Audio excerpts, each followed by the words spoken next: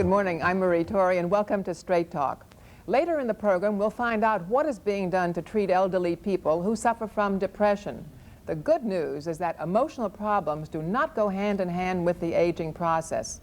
We'll also talk about a new program that provides an array of medical and social services to elderly people, making it possible for them to live at home in their later years instead of being placed in nursing homes. Also today, we'll find out that a scientist must have more than academic brilliance to become a success as a researcher. It also takes the ability to survive 10-year wars, departmental cocktail parties, Byzantine politics, and jealous colleagues. First on the agenda, a new survey on American life commissioned by Family Circle magazine. Over 1,500 families were polled about their attitudes on money, sex, work, marriage, children, friendship, and religion, and you may find some of the results surprising. Part 1 of the survey appears in the October 15th issue of Family Circle magazine. Gay Bryant is editor of Family Circle, and Dr. Teresa Marciano is chairperson and professor of sociology at Fairleigh Dickinson University's Teaneck Hackensack campus. We said that there were some surprises, Ms. Bryant, in this study. The surprise for me was that, well, maybe it wasn't such a surprise, that money and a great home do not necessarily make for happiness, but that if you have a good, strong, affectionate background in the home, love and so forth, that things work out pretty well for you in your later years. This is the big finding, as I understand it. Well, that's one of the big ones. There's really a lot of good news in this survey. You know, there are a lot of myths and things that we hear all the time about how the family is falling apart and how miserable everyone is and how split up the family is. The really good news, I think, about this survey is that the family is actually pretty close. They may never have been as close together as they are now. They see each other a lot. And as you say, the thing that makes them happiest is the fact that they're close. The other thing, talking about happiness, is you think that youth is happiness. Not so. Actually, the older women are the happiest, according to the survey. Women over 50 are among the happiest of women, and the least happy, the least satisfied are those about 41 years old. Any reason for it? I think it is that they've got their lives settled. A lot of the worries of... You mean the over 50? The women and men over 50. They've raised their children, they've perhaps gone through the rough periods of their marriage, and they know they've built a life, and if it's working, then they're pretty happy. I think it's terrific. Dr. Marciano, we look to you for a professional outsider's view of such a study. It's a nice study. It says a lot, and it is a very upbeat study. The findings are very good. I first read this study, happy to see, really, that so many positive things could be reported. I'm not surprised that families are closer. One of the things that results from families being closer, however, is that expectations are higher, that we put a lot more freight on the family relationships that we do have, including on the extended family relationships that we maintain, and therefore, as expectations rise, the occasion for disagreement also rises. I guess what fascinated me most about this was what we call the Rashomon of family work. That is, everyone has a different perception of how he or she is doing and how much he or she is doing. And very fascinating here are the comparison of the man's perception and the woman's perception of how chores are divided. How many men think that so many of the chores like child rearing and discipline are 50-50, and how few of the women really think it's 50-50. And another finding that where divorce is considered, that it is the disparity, the inequality in the sharing of tasks that figures as an important reason or as an important correlate of women's unhappiness in marriage. It is women who think about it and women who initiate. Were there any surprises for you, though, I mean, as a sociologist? I was less surprised than curious. For example, I would be curious to know, would would a reader or would a sociologist be able to write somewhere to obtain the study in greater detail, because the categories are broad. The categories that are reported are very large. For example, what couples argue about. They argue about how to spend leisure time. Well, what does that mean? Does it mean that after the day in the workforce is over, are they arguing about how to spend the evening? You know, does one want to nap and the other go to a meeting? Can you answer that, Ms. Bryant? Well, you can get the whole survey from Family Circle, and we'd be very happy to share it, and we are sharing it with everybody. That would be valuable. It's a huge survey. To go into all the details, even Family Circle has done this as a two-part article because there is so much to tell. Yes. But that's just skimming the surface. Why do you do such a study? Why is it important for us to have this? Would you believe there hasn't been one for a whole 10 years, over 10 years in fact. And during that 10 years, an enormous amount has changed in the family, the way we perceive the family, the way the family is. What's normal, what a normal family is something that I think you would agree is almost non-existent. The so-called normal or traditional family, which is father going out to work, mother staying home to raise 2 children.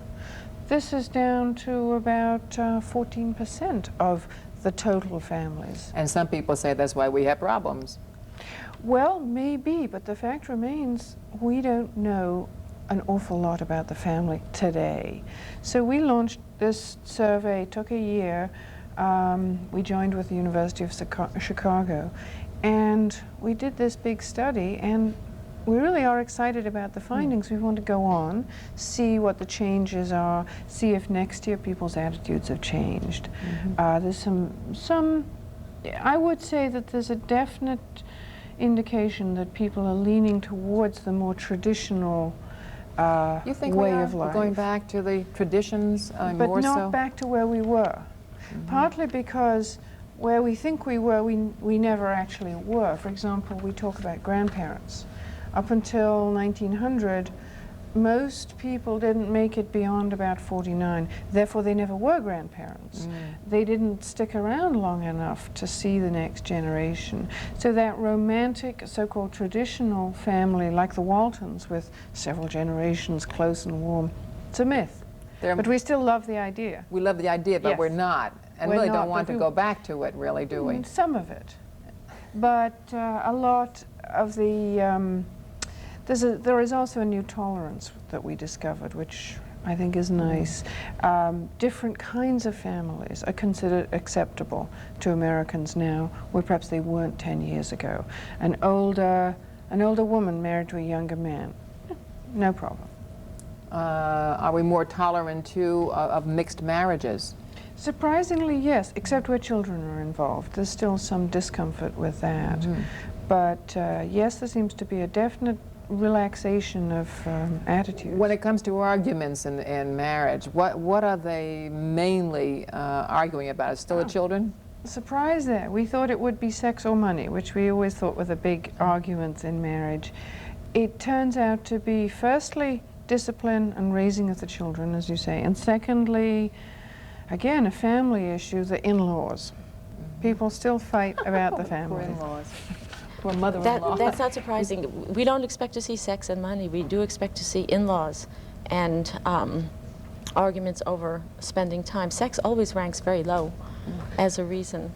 Dr. Marciano, do you regard this as someone who is a professional in sociology? Do you regard this study valid in terms of the way it was done?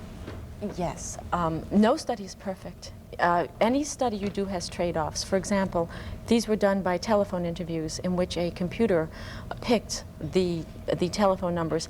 I would be curious, for example, were these numbers picked only from listed numbers in directories? Because those who are unlisted tend to be in certain professions or have certain reasons for being unlisted, and therefore you would not get them. Also, I would be curious as to, with your total and your respondents were 1,514 people, but you can't just call 1,514. You have to call several thousand perhaps. And I'd be curious to know, were those who would not cooperate like or unlike those who did respond, and how. And there are ways of following this up. There's a lot more to find out. Yes. We did feel that to some degree, every family in America could have, who had a telephone, could have been included. Now, 1,500 is a small number. It's a valid number. But it's a lot, it's much larger than anything else that we've been able to find. It's a Gallup number. The polls have demonstrated that you can use samples of this size and to be representative, as long as you realize to know the limitations of a study simply means you have more confidence to apply the findings to those to whom, in fact, it is valid for. It simply gives you a greater sense of knowing where you can apply the findings. So when I say that there are, Is there a danger, though, when you make it when a study shows that everything is just wonderful, or in the main it's wonderful, that maybe we're not going to get as much money from the government in terms of welfare or money for medical purposes or whatever? Is there a danger of that? I guess that could happen. You've got to be very careful what you report. If you just pick out the good bits, if you're very selective, then you can do a lot of harm. We go on and we talk about a lot of the problems. For example, a really depressing finding in the second part of the study shows that almost every parent is terribly worried about the safety of their children. The problems of sexual abuse and kidnapping and safety in the schools are on everybody's mind. Now, maybe it's a fault of us, the media, that we've suddenly brought it to everyone's attention, but they certainly are listening and very worried. I would rather have them worried, excuse me, I would rather have parents worried over things such as child molesting than have people assume it cannot happen. No, if they're worried about it, they will try safeguards and so forth. I think that's one of the healthiest things parents could possibly be worried about. This is the first part of the survey. The second will be in the next edition. It's on sale now in Family Circle. And 2 more weeks in the next part. Okay. Thank you very much. Thank you. Gay Bryant, who's editor of Family Circle magazine, and Dr. Teresa Marciano, who is a sociologist at Fairleigh Dickinson University. Next, the treatment of elderly people who suffer from depression.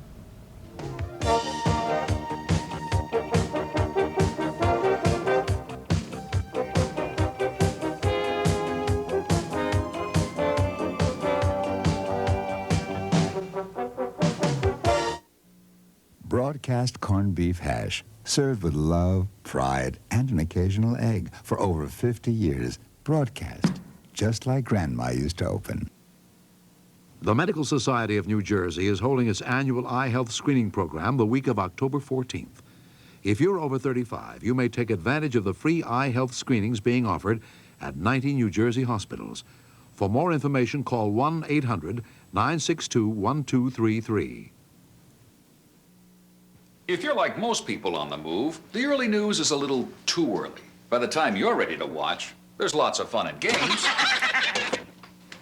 Movies, cops and robbers, and that's great for the kids. But if you want the news, there's only one place to find it. News 9 Primetime.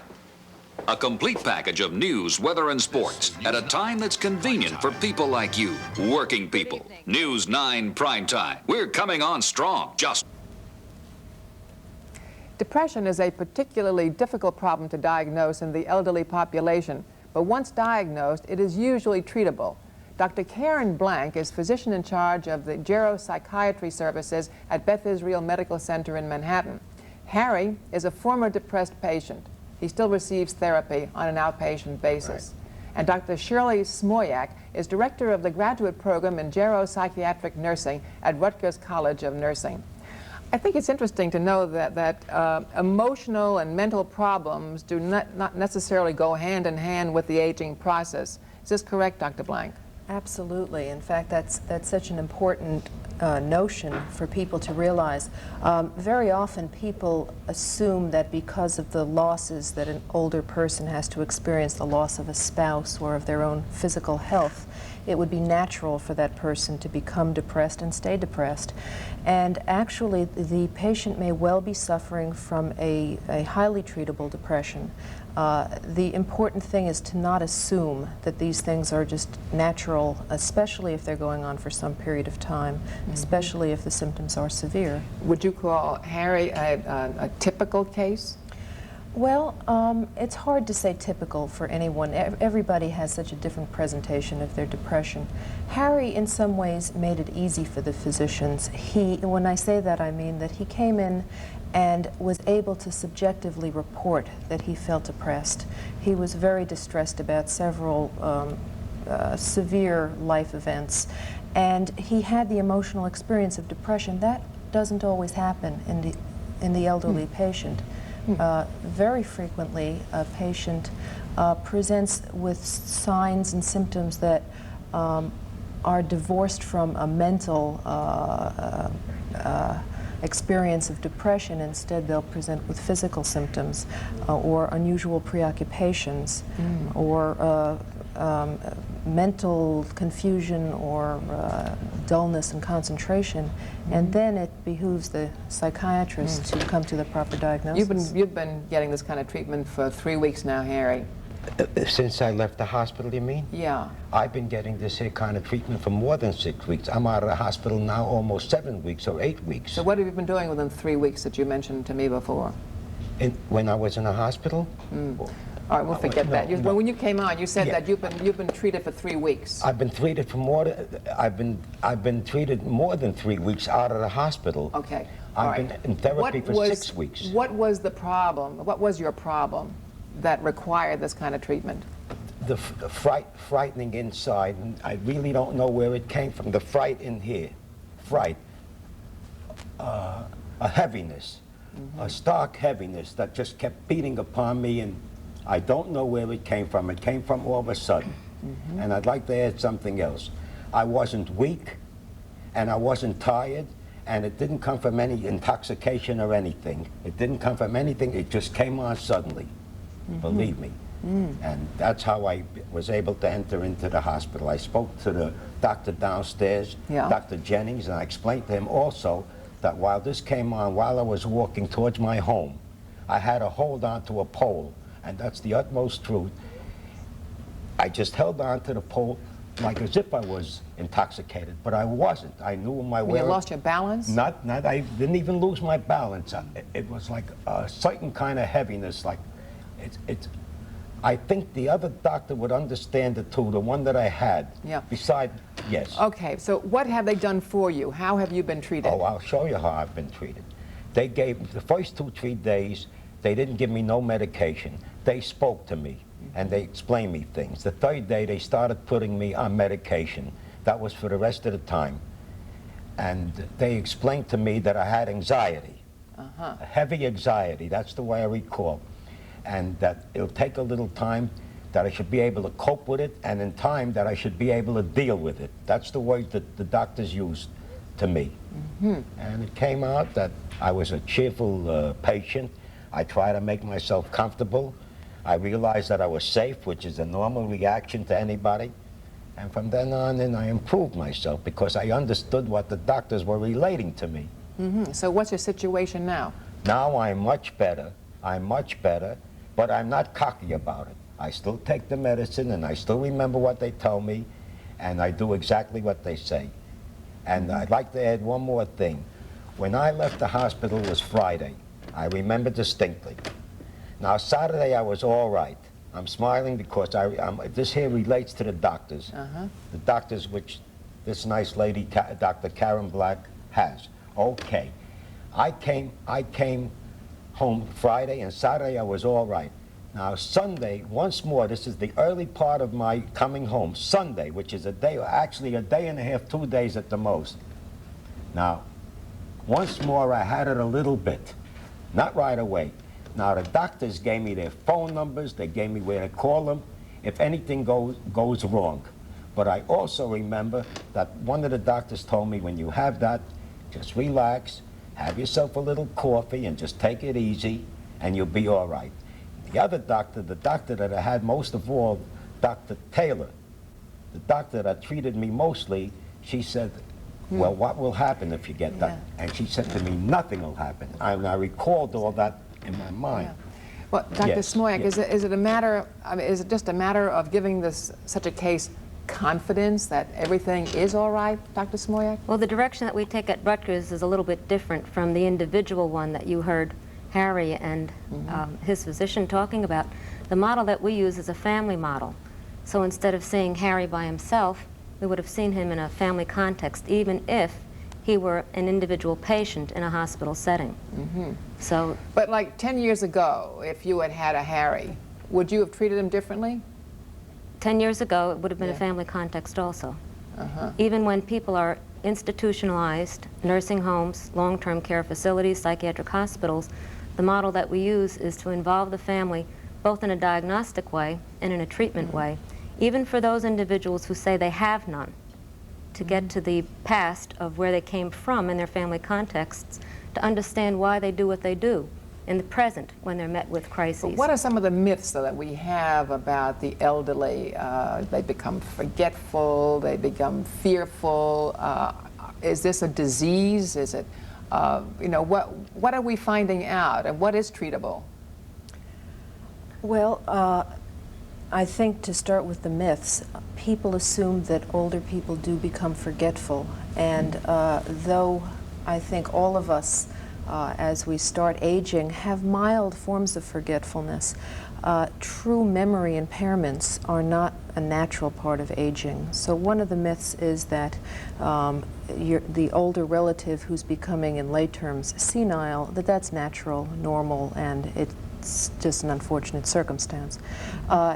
That's certainly not true. Senility, as the lay people call it, or dementia, as we refer to it in medicine, is a disease. And quite often, the cause of dementia can be determined, still in the minority of cases, but it can be determined at times, and the dementia can be either reversed or improved upon. You can reverse senility? In some cases, the figures vary, but most of the reports indicate that in 10 to 15% of cases we have what we call a reversible dementia. It's caused by some factor other than Alzheimer's disease, which is, thank goodness, getting a lot of attention, or other kinds of... That's not reversible. That's not reversible. We just don't have the knowledge yet to retard its course or reverse it. But there are causes of dementia, illnesses that present with a demented-like picture.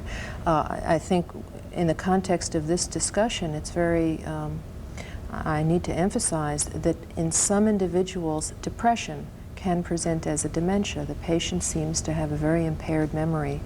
And in fact, if you make the proper diagnosis and treat their depression, you'll find a great improvement in these individuals in their dementia. But how different is depression in a person Harry's age and, say, depression in a 25-year-old? Because they suffer from depression too. Well, it's a complicated question, certainly. To start really at the end, one big difference is in the treatment approach. I agree with Dr. Smoyak that it's essential to include, wherever possible, family members to ensure that the family dynamics and family supports are explored and the patient is treated in that context, and that's certainly an emphasis. Other differences are there are certain changes in the brains of older patients that can cause in those individuals for the first time in their life a depression. There are certain neurochemical changes that we're learning more and more about that can cause a depression in someone who's never had a psychiatric history. Do you find, Dr. Smoyak, that the family that you mentioned, Dr. Blank, brought into some of these cases, are they usually willing to do what they have to do to improve the conditions of their loved ones? Well, I'd like to answer that by saying that one of the misunderstandings that I'd like to address is that families and older people are more or less alike. One thing that is known is that 65 and older is a very, very complicated, very diverse picture. And the ages 65 to 75, 75 to 85, 85 to 95 are very, very different. And the elders who live in family contexts live in very, very different family contexts. So you really can't generalize and say Some families are willing and some are not. You have to say what the situation was as they grew up with that person who was now having a depression. The complexity and the variations in family lifestyles are what it needs to be addressed by the clinicians who are presenting the treatment. Very briefly, Harry, do you get help from the family?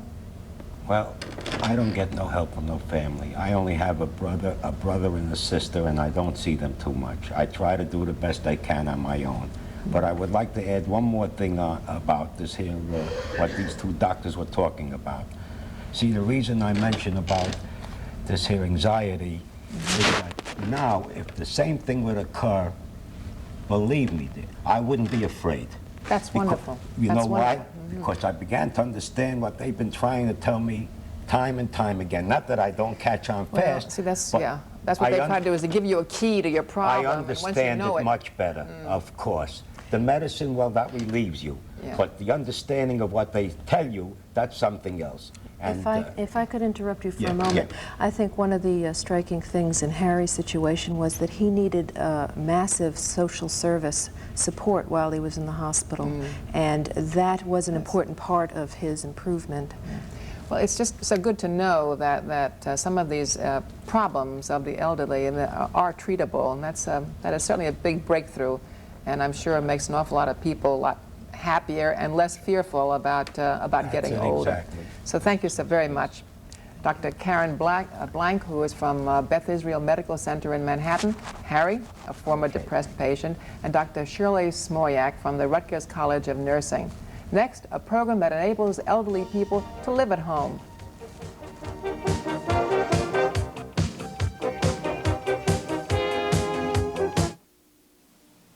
Hello, I'm Bonnie Franklin. I'd like to share with you some extraordinary photographs of children. In many ways, these children are like ones you know. They laugh, play, love, wonder. But these children were born with a disease called poverty. They live in cramped houses. Many must work instead of going to school. Many are hungry, malnourished, sick. I've seen pictures of these children, and I've wanted to help every one of them. But what can one person do? Tell you. Save the Children is providing a wonderful way to help. It's something I'm doing, and it's something you can do. Go to your phone and call this toll-free number and say that you will sponsor a child. There are so many children waiting for sponsors. You can even choose the child you would like to help, a boy or a girl in a particular area of the world. You'll receive a photograph of your child and a case history. Such a personal way to help. Your strong hand reaching out to a small, hopeful one with love and caring and support. And the support will only cost you $16 a month. That's just 52 cents a day. Imagine the cost of a cup of coffee can help save a child. And Save the Children can do miraculous things with that money. By combining it with money from other sponsors, it can help an entire community produce food, improve health care, build schools, renew life and energy and hope. You'll see it happen in progress reports and community bulletins. You'll feel it happening in letters you receive from the children. You'll know it's happening because you cared. If everyone within the sound of my voice would commit just 52 cents a day, together we would wipe out the hardships of these children, one child at a time. To sponsor a child, call 1-800-453-4100. That's 1-800-453-4100.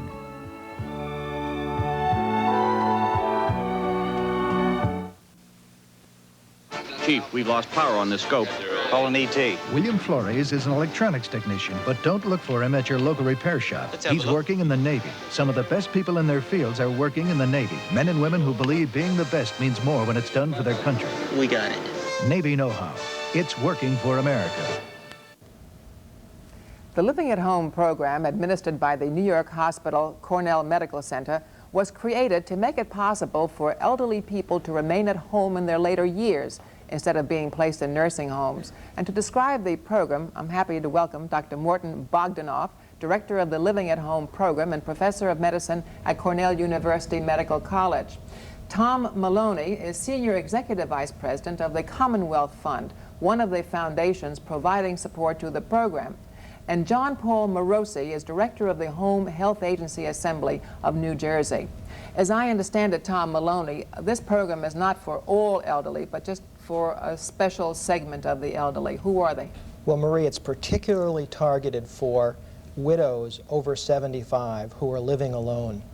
Because in developing this program, we discovered that this past year, for the first time in our nation's history, over half of all women over 75 in this country live alone. Over half? A third of them are in poverty, live below the poverty line, and in every indicator, they are in worse shape than their counterparts who have husbands. Is that right? And That's surprising to me. You would think if they got to the point of 75 that they would be kind of hale and hearty at that point, and sometimes they're remarkable at the age of 75. I'm sure that you have seen some cases like that, Doctor. We've certainly seen the haughty older person, but there are many people who in that age group have some resources going for them but are sufficiently frail that in order to stay at home and live alone, they desperately need help. And they come to the medical profession for that help. And we've found out long since that it isn't pills that are going to turn the tide in that circumstance, and you need other kinds of social services, nursing services, a whole array of services. Well, you do such things in this program as providing people to run errands even, to shop, to bank, to do things of that kind. And it is especially important that this happen in New Jersey, as I understand it, because we do have a very high rate among the elderly. There's a growing crisis in the state of New Jersey, in particular in the provision of home health care. We have the second highest median age of any state in the country after Florida. Let me give you an example of one of the cases that I visited with a nurse. This woman was about 75 years old, had been discharged from the hospital after having an operation, and she required some intravenous therapy at home. Now, some of this new high technology care can be provided in the home. She lived alone, but her daughter lived nearby and traveled to her job every day in Manhattan. The problem came in because a nurse had to visit twice a day. The intravenous therapy had to be provided 3 times a day. The daughter did it once, and it was necessary for the nurse to come in twice a day. But Medicare will only pay for once a day visit. A lot of elderly people think that Medicare will meet all of their health care needs once they retire, but Medicare will only pay for acute home health care. The long-term care, the social supports, the shopping assistance, that kind of thing, is not paid for by Medicare. And so this initiative by the Consortium of Foundations is a very important development. We hope and we will encourage our member agencies in New Jersey to work with other agencies in the community to try to pull together the services people need. You know, it's wonderful what you're doing, but some people think, well, isn't this the kind of service that should be provided by families? Why should we look to outside elements to do some of this highly personalized services in some cases? Well, if we look at the group that we're talking about, Marie, one of the great secrets here is that somewhere between 40 and 50% of these women have no surviving children. These are women who were in the childbearing years during the Depression, if you think about the 75-year and older now, and either 25% of them had no children, another bunch of them had one child who they've outlived. The other problem, of course, is that there's a squeeze on the daughters of many of these women, daughters, of course, being the main providers of care, daughters and daughters-in-law. With full-time jobs themselves, we've never had so many women in the workforce and trying to provide for their own kids who are finishing high school or in college. So, what about men over 75? Is this service for them too? Well, of course, it's for anybody, man or woman. One of the points I'd emphasize about the fact that not only the people they're living alone, not only have they very often out-survived their children, but the dispersion of families in America is extraordinary, and it's at all socioeconomic levels, so that the child, the son or daughter, or the daughter-in-law isn't closer by to give the help. And when the medical profession comes to try and make plans to see that the appropriate care is available, there isn't any family to talk to except someone in San Diego or Chicago at great distances from where the patient is. And to mobilize that help, you have to turn to the community agencies. And that's the purpose of this program, is to get those community agencies to create a coordinated center so that you can turn to them for the kind of help which is now so hugely dispersed and not easily accessible. Marie, that's the trick. The whole program is about providing a single individual advocate to our mothers and grandmothers particularly, so that individual will surmount this whole numerous array of services that are out there with all the separate eligibilities and requirements and registrations that John Paul has mentioned. Well, how does it work? You take a woman who's 77, doesn't have any relations around, not even close friends. She has needs. She doesn't want to be in a nursing home. So how does this work?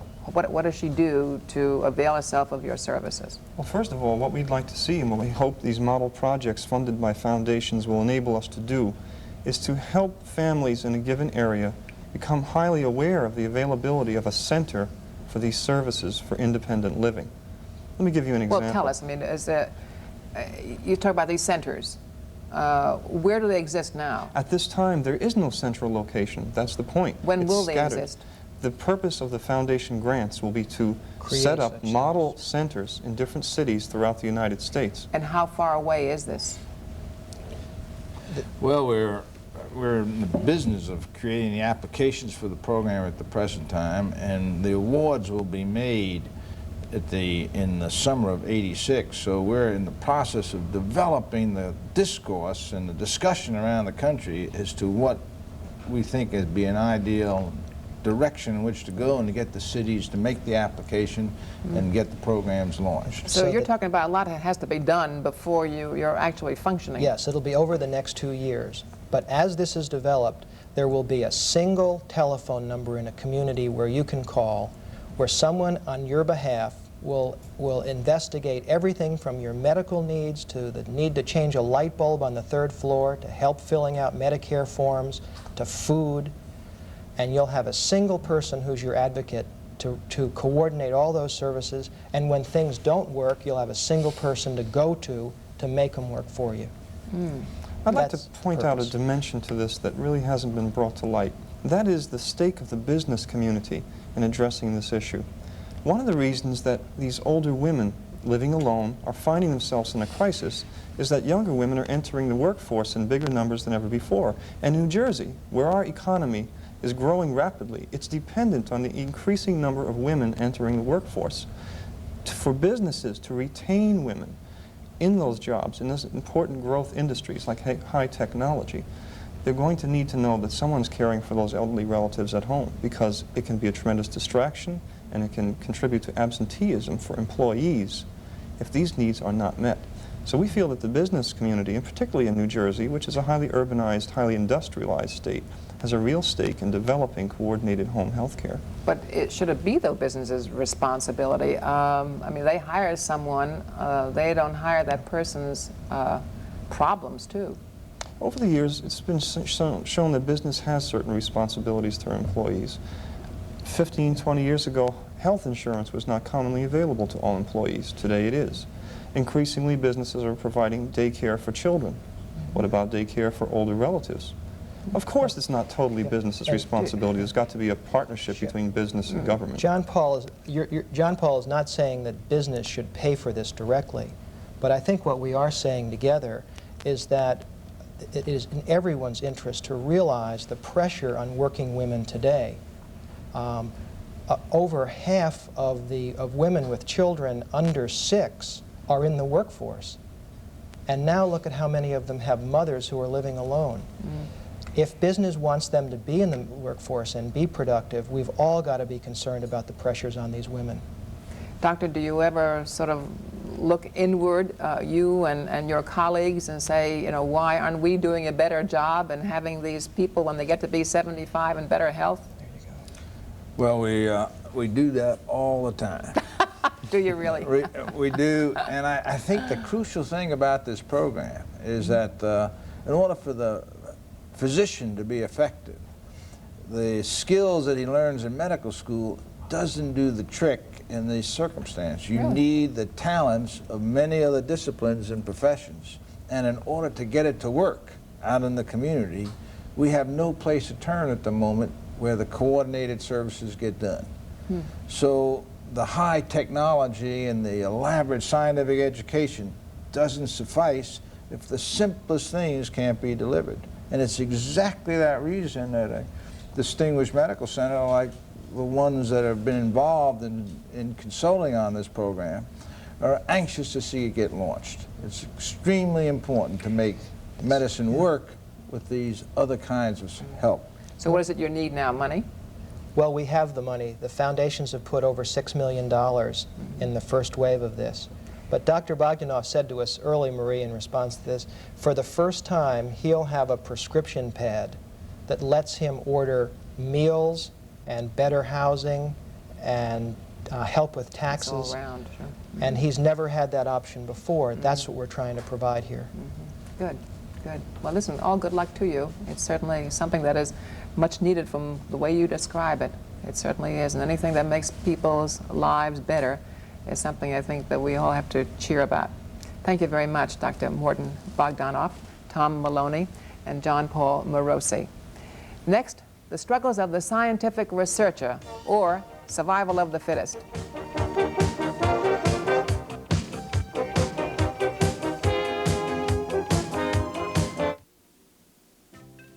If you're shopping for a car and don't have money to burn, call this toll-free number and let Consumer Reports help you negotiate up to $1,200 off the sticker price. If you'd love to own a video cassette recorder but you're not made of money, call this number for the way to find an economy VCR that performs just like the high-price models. If you need a new blow dryer or a new clothes dryer but you don't want to spend a bundle, call for the source that helps you pick the best model at the best price. Call now for Consumer Reports' 1985 Buying Guide issue free and get the money-saving facts on over 2,000 brand name products. It's a gift with your paid subscription to Consumer Reports magazine. Look between the covers of each monthly issue and get a clear picture of which color TV edged out 16 popular brands, which fast foods were considered most nutritious, which cough remedy was judged unsafe by the FDA. Our brand name ratings charts make buying decisions clearer, showing how each model performed feature by feature and how they compare. Whether you're looking for a house paint that glides on or an IRA that's in your best interest, trust Consumer Reports. We accept no outside advertising, so you get unbiased recommendations that lead to the best values. Call toll-free and get 11 regular issues of Consumer Reports, plus 2 free gifts with your paid subscription. The 1985 Buying Guide issue and The Medicine Show, our drug and health handbook. Plus, as part of your subscription, the 1986 Buying Guide issue when published. All for just $16. So if you want a great buy and don't have money to burn, call 1-800-228-2345 today. The world of the scientific researcher is not exactly ideal. In fact, cutthroat would be a better way to describe it, according to my next guest. Judith Hooper is a journalist, and her article, Hard Science, appears in the October issue of Omni magazine. If there are young people who read that article, Ms. Hooper, I dare say that they will not be prompted to go into science. It was a turnoff. Well, it depends on your expectations, I think. I'm not sure that science is more cutthroat than, say, working for a corporation. It's just that we have this sort of stereotype of the scientist as being almost otherworldly and living in a realm of pure truth and pure ideas, and almost a monk-like kind of image of the scientist. And in fact, you know, real-life science is as fraught with politics and worldly concerns like pay and tenure and grants as any other realm. And if they don't get a grant, they're out of business, aren't they? If you're a laboratory scientist, yes. If you're a mathematician, you're okay. All you need is a pencil and paper, maybe a computer. So grants in math, if there are any, you know, might be $3,000. But most of science today is expensive to do. You need a lab, you need technicians, you need a secretary, you need a sort of a whole core of graduate students and postdocs to to do the work of the experiments. You need expensive equipment. And there's paperwork and bureaucracy. And as you say, you have to attend these cocktail parties. And forget it if you're voted best teacher of the year in college, because this is what you call the kiss of death. You don't get tenure. Yes, I heard that. I've now heard that from 2 different scientists I interviewed, that there is it's called, and these were different institutions, that there was an award for the best teacher. This, in one case, this was in the astronomy department at Cornell, and that was known as the Kiss of Death Award, because apparently, according to the scientists, anyone who got that was automatically denied tenure. You know, that's not a good thing to get. In gathering material for your article, you must have met a lot of scientists. Yes, and I sort of made a point of interviewing people in different fields. You know, I interviewed psychologists and biologists and physicists. Are they different? I mean, did you find them? Yes. How are they different from TV people or medical people? Well, one thing I was interested in is, are there sort of different personality profiles for different kinds of scientists? And I asked some of the researchers I interviewed, you know, what is the prototypical physicist like? And it's interesting because within science there is a hierarchy, with the physicists and the mathematicians at the top. As the saying goes, the physicists talk only to the mathematicians, and the mathematicians talk only to God, and some people put God below the mathematicians. It's like being in the military, isn't it? It's very much like being in the military. In fact, another scientist, a physicist I talked to, said that they used to speak of physicists and civilians. Anyone who is not a physicist was a civilian. And I asked physicists and non-physicists what physicists were like, you know, your typical physicist.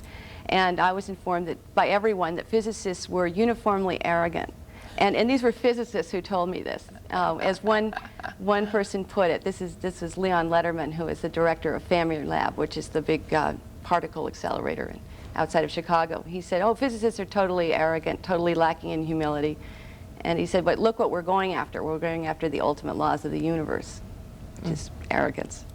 Well, yeah, the ultimate laws of the universe, and yet when you talk about some of the experiments that they're doing, it's far from that goal, isn't it? I mean, you talk about a chimp in one case, where the effort was to have the chimp master a 132-word vocabulary. Well, yes, this was actually, I thought it was very interesting to see what actually goes into the breakthroughs or the discoveries. In other words, what does school not prepare you for? What do you not learn in Psych 101? And a good example is Washoe, the quote-unquote talking chimp.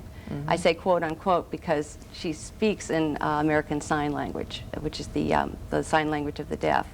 And she has eventually got up to 170-word vocabulary. And her teachers were a husband and wife team from the University of Nevada, named Alan and Beatrix Gardner. And they raised her as their child, almost. They had her in a house trailer in their backyard, and they brought her up. The idea is something called cross-fostering, which is that you raise the young of one species with the parents of another. So in other words, they were raising her as you would a human, except she was a chimp. And they taught her to dress herself and to eat with a fork and to drink out of a cup, and they potty trained her, and they did all the things that you do with a child, and taught her language. And this was the first non-human to master language. So it was quite a remarkable thing. So what is it they gather from a study of that kind, from experiments of that kind? What is the big message for humanity? Well, a lot of people thought that was a very big message, because most people, many people believed that language was an exclusively human attribute. I mean, that we are special in large part because we have language.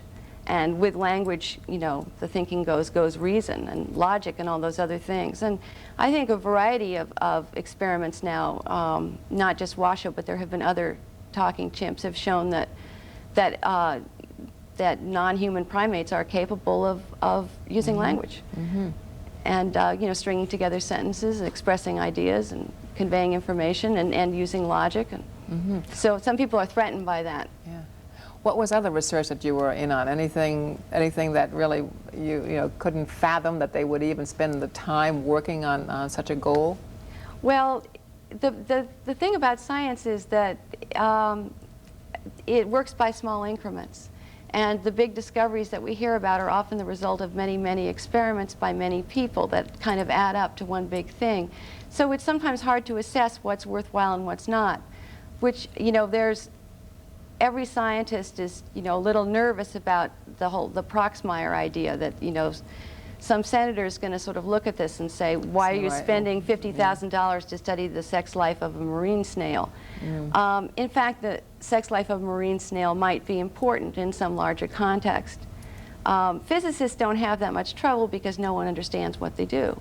You know, they've got all these sort of, this arcane language, and they've got the math, and so people aren't critical of what they do as much, the public.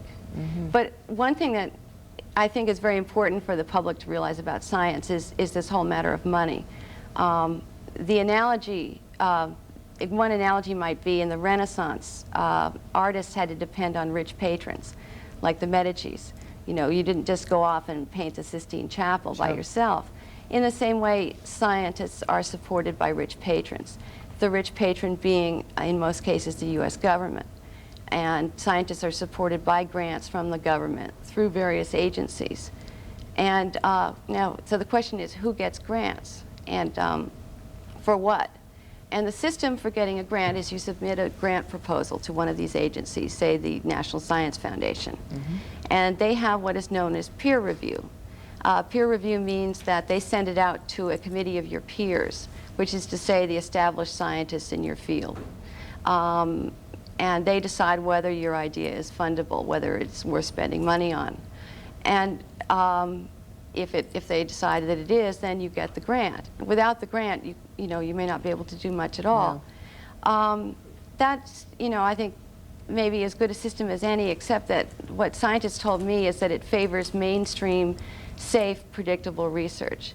In other words, if you're a little ahead of your time, if you're a maverick, if you're a renegade, if your ideas don't fit the paradigms that are around right now, you won't get funded.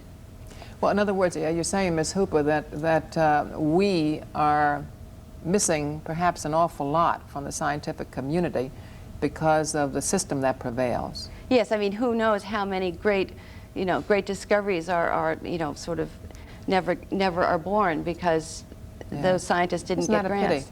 Isn't that a pity? Yeah, and yet, you know, sometimes there are ways of getting around that. I think, from what I understand, one way is that you apply for a grant basically for the work you've already done. You have something you're already working on, you know how it's going to turn out, you know that the data will come out right. You apply for a grant for that and actually use the money for your pet project, which may be more adventurous. Do you find that a good percentage of scientists quit and go off into business? Some do, yeah. That's the other side of the coin.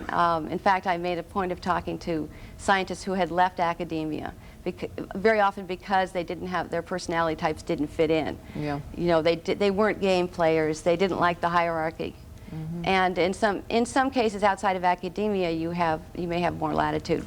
One example is a scientist I talked to named Ronald Erickson, who is a research biologist, and he has his own company. And what he did was he invented something called the only scientific means of sex selection. You can pre-select the sex of your baby by this technique he invented, which involves filtering sperm and artificial insemination. And I asked him if he had been in academia, what would have happened? And he said, do you think I could have gotten a grant for sex selection? No way. And he was working for a chemical company in Germany at the time. And it took 1.5 years. Everything, you know, nothing was working out. You know, everything failed for 1.5 years, and then finally he got it worked out. Well, is it more through corporations and business, industry that we're making scientific strides than is true from what's coming from the laboratory? No, I would not say that was true. It depends on I'd say, I don't know the statistics, but I think still most science is done within the framework of you know, a university or something like the National Institutes of Health. And you know, I mean, there is a downside to being outside of academia too. I mean, you know, you work for a pharmaceutical company, they want results too.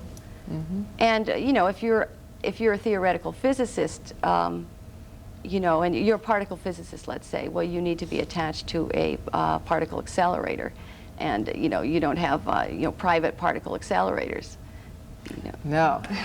Don't happen to have one in the apartment, no. No. Just very briefly, what intrigued you enough to do this article?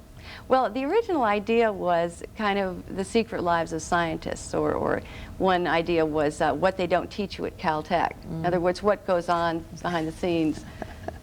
And what goes on behind the scenes? And how is the actual practice of doing science different from, what you learn in, Psych 101 or Physics 1? It was really very interesting, and it gave me an insight because I didn't know that much about scientists.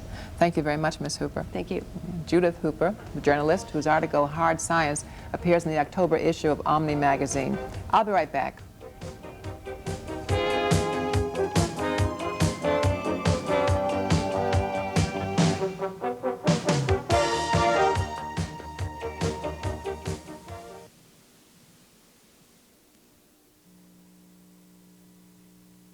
This is Channel 9's Community Calendar.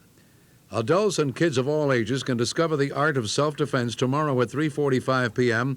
at a free karate demonstration at the Brooklyn Public Library's Greenpoint branch at Norman Avenue and Leonard Street in Brooklyn, New York.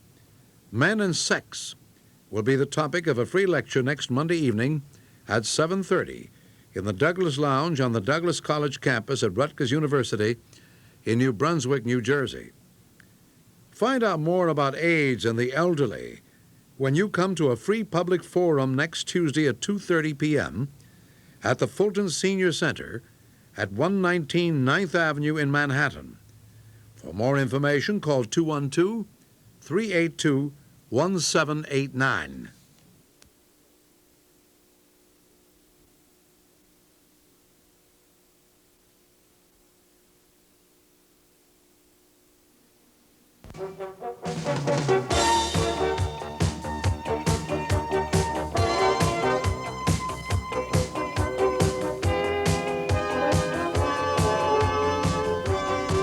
Tomorrow morning on Straight Talk at 7:30, I'll talk with medical writer Jane Brody about the importance of proper nutrition for good health.